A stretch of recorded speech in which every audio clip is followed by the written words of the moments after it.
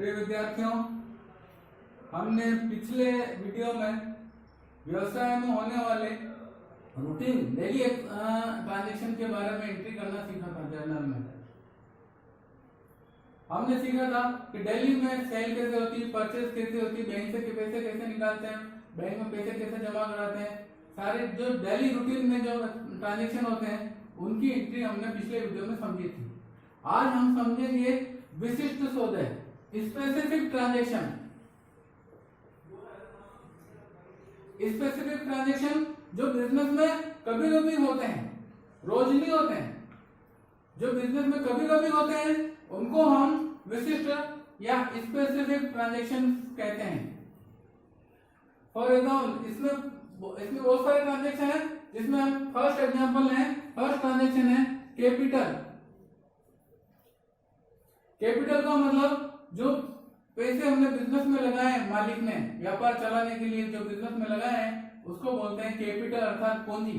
इसको हम इस तरह से डिफाइन कर सकते हैं, amount invested by owner in his business as cash, assets और स्टॉक इज कॉल्ड कैपिटल।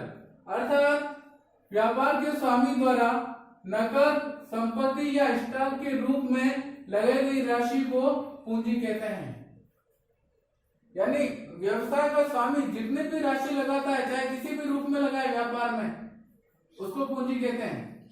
जैसे कि एग्जांपल समझते हैं हम, ये बिजनेस है, ये बिजनेस है, इसमें ये ओनर है, इसने व्यापार में बिल्डिंग थी, इसकी पर्सनल मार्केट में दुकान है, वो उसने बिजनेस को दी 1,80,000 रुपए की। तो ये इसकी पूंजी कहलाएगी। और उसने व्यापार में कैश दिया, नकद दिया 20,000 रुपए, ये भी इसकी पूंजी कहलाएगी। ये 20,000 रुपए इसकी पूंजी कहलाएगी। और उसने व्यापार में घर पे स्टॉक पड़ा था, स्टॉक दिया गुड्स का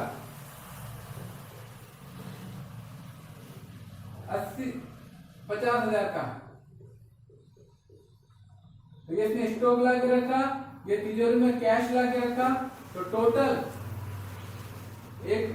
टोटल अमाउंट हुआ 2,50,000। ये 2,50,000 बिजनेस में जो लगाई है वो कैपिटल है, व्यापार के लिए कैपिटल मानी जाएगी। तो ओनर ने अपने बिजनेस चलाने के लिए बिल्डिंग, कैश और स्टॉक ला के दिया बिजनेस में, ये इसके लिए पूंजी कहलाएगी। अब इसको हम एंट्री में कैसे करेंगे, ये एग्जांपल को हम एंट्री के थ्रू समझते हैं, इसकी एंट्री कैसे करते हैं कैपिटल की। तो फर्स्ट एंट्री है, business started by Rahul. Rahul व्यापार का ओनर है, ये राहुल है। With cash 20,000, building 180 and stock, ये स्टॉक 50,000। अर्थात राहुल ने 20,000 रुपए नकद, 1,80,000 रुपए का भवन और 50,000 रुपए के स्टॉक के साथ व्यापार शुरू किया। तो ये सारी चीजें बिजनेस में आ रही है। रियल अकाउंट है तीनों, 1, 2, 3 तीनों ही रियल अकाउंट है और हमारे बिजनेस में आ रहे हैं। तो रियल अकाउंट में आने वाली वस्तु को हम डेबिट करते हैं एंट्री करते समय। तो सबको एक साथ कर देंगे।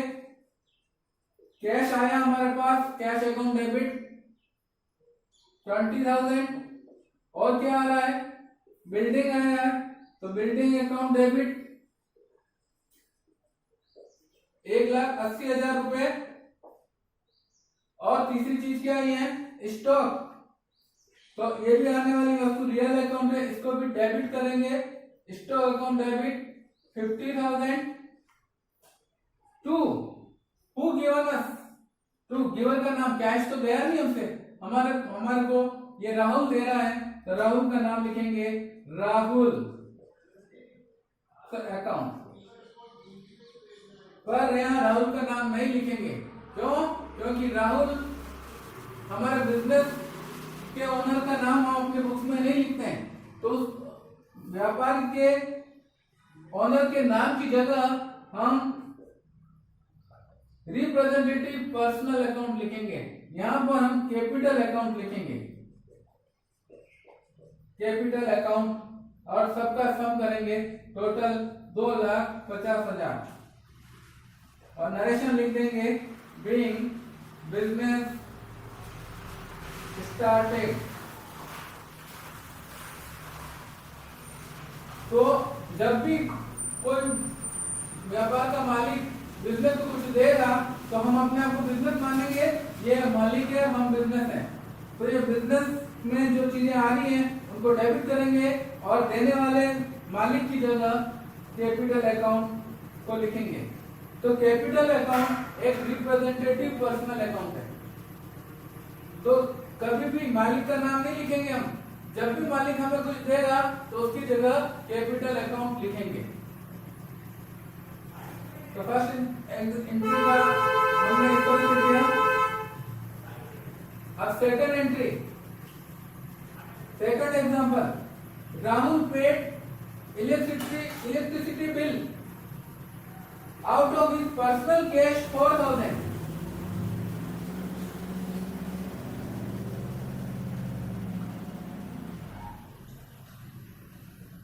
अब ये बिजनेस का इलेक्ट्रिसिटी बिल है, कनेक्शन है, बिजली का कनेक्शन, इसका बिल 4,000 रुपए आया। तो राहुल ने यहां से नहीं दिया, उसने अपने घर से लाके दिया। तो मालिक के द्वारा व्यापार के लिए पैसा चुकाया गया है, तो ये भी कैपिटल बिल माना जाएगा। तो इसकी एंट्री करेंगे, इलेक्ट्रिसिटी बिल एक्सपेंडिचर है, तो इलेक्ट्रिसिटी एक्सपेंसेस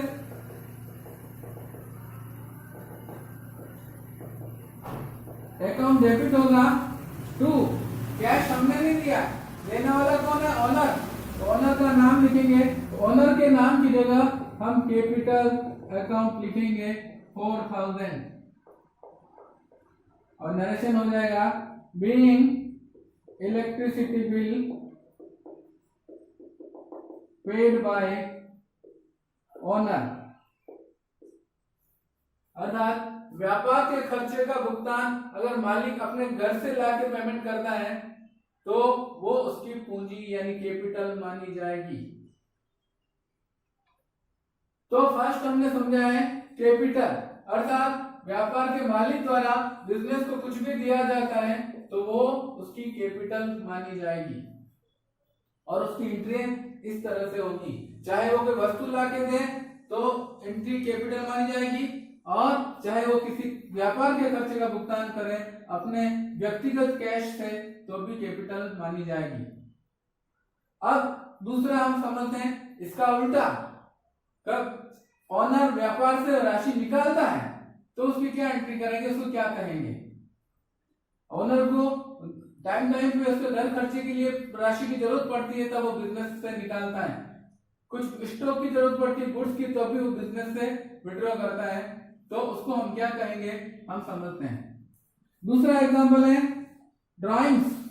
ड्राइंग्स का मतलब निकालना, व्यापार से मालिक के द्वारा पैसा निकालना, इसको हम बोलेंगे ड्राइंग्स, और हिंदी में बोलेंगे आहरण। ड्राइंग्स का मतलब है any amount withdrawn by owner from his business as cash, assets or stock for his personal use is called drawings। अर्थात व्यापार के स्वामी द्वारा उसके निजी प्रयोग हेतु व्यापार के अंदर से निकाले गए नकद संपत्ति या स्टॉक को आहरण कहते हैं।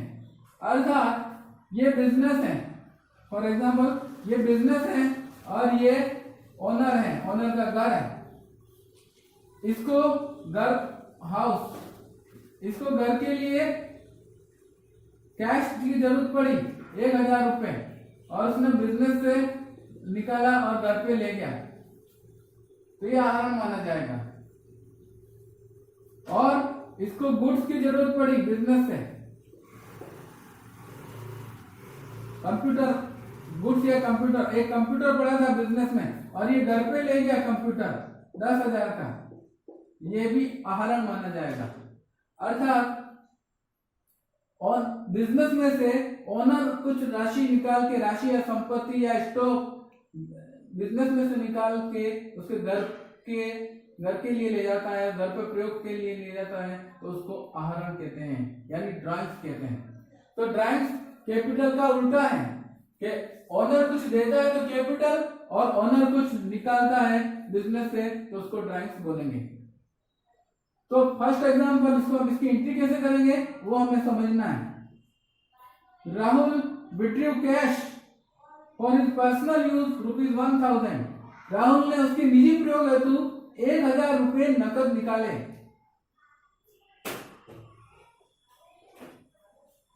तो इसकी एंट्री करेंगे, ये कैश हमसे जा रहा है बिजनेस, हम हमारे पॉइंट ऑफ व्यू से एंट्री करेंगे, उसके हिसाब से नहीं करेंगे। ये रिसीवर है, रिसीवर कौन है?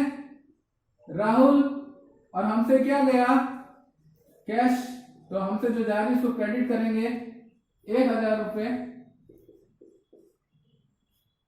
और बीइंग कैश विड्रू। दूसरे में Rahul taken computer for his personal use, वो कंप्यूटर ले गया घर से, ये कंप्यूटर भी हमसे जा रहा है बिजनेस से, तो जाने वाली वस्तु को क्रेडिट करेंगे, और ये प्राप्त करने वाला है। Rahul debit to computer account, being computer taken for his personal use ₹10,000। लेकिन अभी हमने थोड़ी देर पहले बात करी थी कि हमारे ओनर का नाम हम एंट्री में नहीं लिखते हैं, राहुल का नाम कहीं नहीं आएगा। राहुल ने हमारे को दिया तो राहुल की जगह कैपिटल लिखा हमने। इसी तरह मालिक कुछ ले जाता है हमसे, तो जब भी मालिक को हम डेबिट करना होता है, मालिक रिसीवर होता है, तो मालिक यानी राहुल का नाम यहाँ नहीं लिखा जाएगा। इसकी जगह हमें रिप्रेजेंटेटिव पर्सनल अकाउंट यानी दूसरा नाम लिखना है। तो मैंने वापस एक बार राहुल लिखा, अब मैं ये समझाना चाह रहा था कि राहुल नहीं लिखेंगे, इसलिए हमने राहुल के नाम को मिटा दिया, और राहुल के नाम की जगह क्या लिखेंगे? Drawings account debit. दूसरे में भी राहुल के नाम की जगह लिखेंगे ड्राइंग्स अकाउंट डेबिट। तो ड्राइंग्स ये राहुल के नाम की जगह यूज किया गया है, तो कैपिटल अकाउंट और ड्राइंग्स अकाउंट ओनर के नाम की जगह प्रयोग करते हैं, इसलिए इसको रिप्रेजेंटेटिव पर्सनल अकाउंट कहते हैं।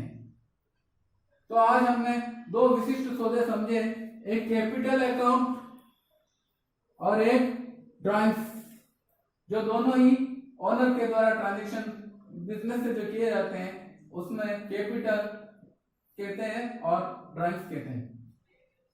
तो ओनर कुछ देता है तो कैपिटल, और ओनर कुछ ले जाता है तो उसको ड्राइंग्स कहेंगे।